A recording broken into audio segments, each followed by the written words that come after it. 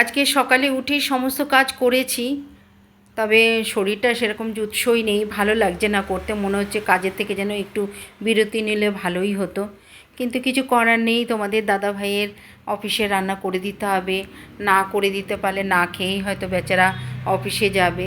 তাই আর অফিসে এত কাজের চাপ থাকে, টিফিন করার মতো সময় থাকে না, যা বাড়িতে দুটো খেয়ে যায় সেটাই।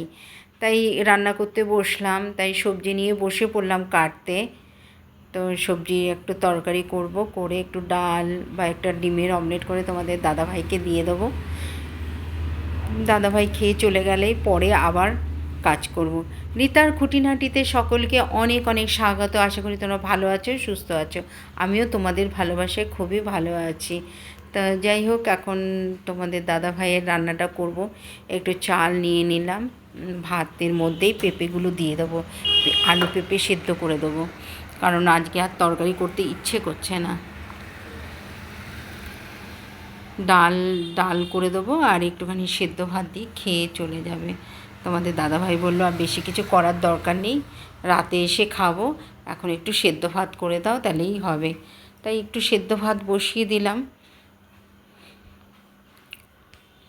আর মাছ মাছ একদম করতে ইচ্ছে করছে না।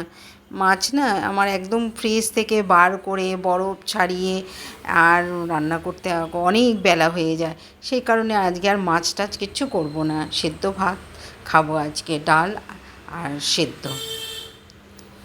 আর দরকার হলে একটা ডিমের অমলেট করে নেব, তাহলে আজকে দুপুরের মতো খাওয়া হয়ে যাবে। তাই চালটা ধুয়েই দেখো আলু পেঁপে ভাতের মধ্যে দিয়ে দিচ্ছি, সেদ্ধ হয়ে গেলে আমাদের দুজনের খাওয়া হয়ে যাবে, কোনো অসুবিধা নেই। আমরা একটু হালকা খেতেই পছন্দ করি, তোমাদের দাদাভাইও যেরকম হালকা খেতে পছন্দ করে আমিও তাই। মাছ মাংস না হলেও আমাদের চলে। তাই ভাতটা বসিয়ে দিলাম। তো আবার যাব একটু বেড়াতে, তাই একটু আবার লাগেজ গোছাতে হবে। তোমাদের দাদাভাই কিছু জামা কাপড় দিয়ে গেছে, বলছে আমারটা এগুলো ঢুকিয়ে রেখে দিও। তাই দেখো ট্রলি নিয়ে বসে পড়লাম গোছাতে।